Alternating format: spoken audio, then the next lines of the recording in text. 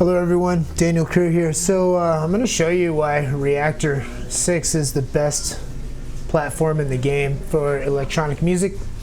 Right now it is $74 at Plug-in Boutique. Regular price is $199, and usually around Christmas time a sale pops off that's $99, and at $199 it is the best deal in the game. Okay.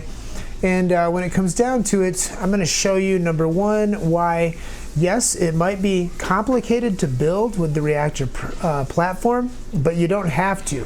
You could never build a single thing and get way more than your money's worth because it comes packed with dozens of instruments. I'm going to show you how it also comes packed with the legacy library that's kind of hidden from most users that has another 100 devices. And then you can go to the Reactor community, and I'm going to show you where you can find more than 6,000 devices for free for this one platform. All right. First thing I want to do is just get a little, I'm going to open up Ableton's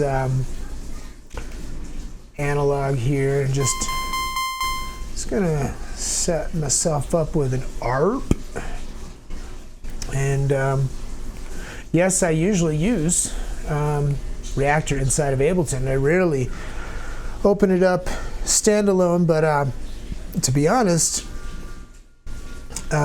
even if I had only one desert island platform for electronic music, I would choose Reactor over Ableton, which might surprise some people. Okay, let me get some ARP.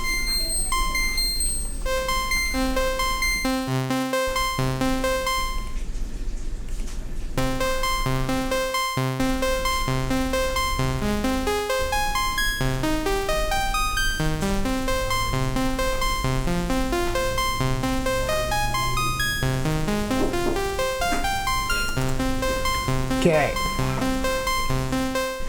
Now let's hot swap this for an instance of Reactor. Let's go to my plugins and we'll open up Reactor 6. Now when you first open it up, you get this dialog here, and you can turn it off, but just to show you, you get to choose play, which will give you all the Reactor instruments, dozens for 74 bucks. And these are high quality instruments, right? This is a building platform that is very similar to like Max MSP or Max for Live, Super Collider, Pure Data, right? So it does some really, really interesting stuff with some really incredible sound design possibilities, right? So you can play with their instruments. You can use patch. You can patch using their modular synth. It's like a virtual modular synth called Racks. This alone is worth more than what this thing costs, even at full price, or you can build on the platform, right? But let's just hit play. This is the last thing I had open. It's a classic synth called Steam Pipe. Let's listen.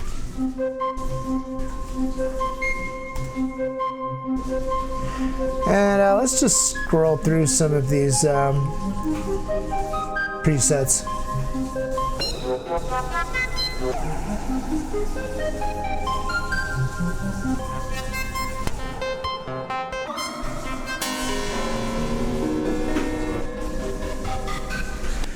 Use Control D and make another instance of this. And this guy here, let's change synth sounds. Let's go to Tuask is their basic synth.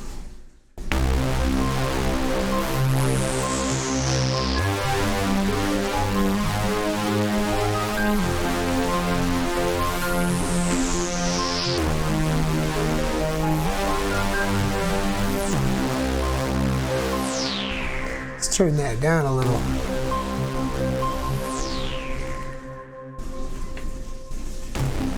Move it down an octave. Now let's make a copy of this too. Let's change the synth on this one. Some of these presets are insane.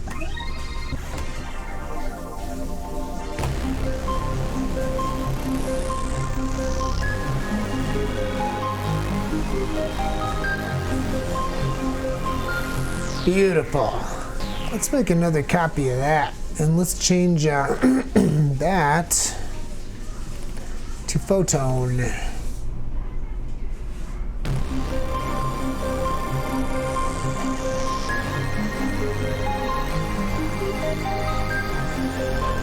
And you know what else I'm gonna do? Let's add another track, throw some Reactor on there. And let's choose a groove box this time. They've got all these crazy sequencers in here. Let's just grab one. New School is amazing. Listen. Let's bring all these down and only raise this. Let's put a limiter on that guy. Audio effects.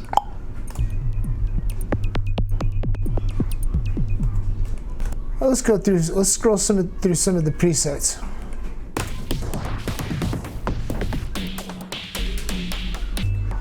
And these sequencers you can draw in little pieces, and you can scroll in or out, and you can change the levels of certain parameters, all in accordance to what you got going on, what you set the different XY coordinates to. Let's try aerobic. It sounds amazing. Watch.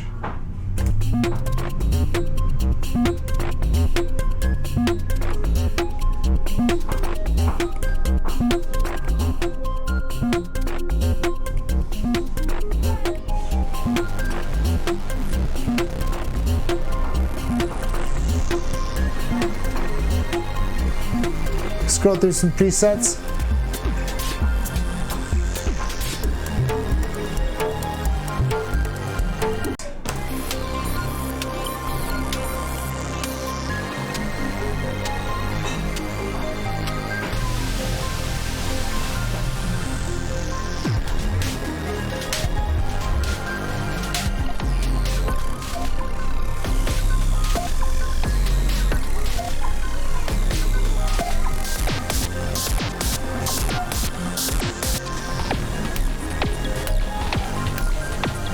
Okay, now, as I mentioned, there is another library that most NI users don't know about, okay? If you open up Native Access, which is how you download Reactor and all of the components that go with it, right? How you install it. Crack open Native Access. I probably should have had it open already, but I don't like stressing out my machine. Loading products. Now, these are all the ones that I have, that I own, all right? And they are all part of Native Complete, you know? But in installed, over here I have my Reactor factory library. Well, if you hit those three dots, you'll see the installation path, and it'll show you where all of the library is stored on your computer. And you just click it, and it opens up that guy here. Now you see this zip down here called Legacy Library, and it comes packed with this. Now I've already unzipped it, and you can see it right here. But in Reactor, if I open up, let me make a copy of that. If you open up the Reactor browser again, you can see here Legacy Library, right? And inside Legacy Library, there's all kinds of stuff from Reactor 3, 4, and 5. So Reactor 4, there's huge amounts of things happened in Reactor 4.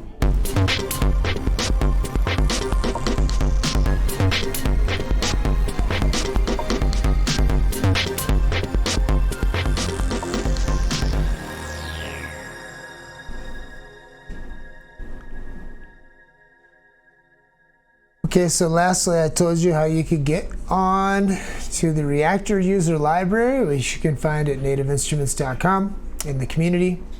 And I'll put a link to it in the description. But as you can see, there are 6,261 results, okay? And by default, it gives you the latest ones, but you can say what's the most downloaded of all time, the most downloaded in the last 3 months, best rated of all time, or best rated in the last 3 months, right? So let's go to best rated of all time, and let's go to let's do something different. Let's go to a sampler. Oh, there's my son in the background acting crazy.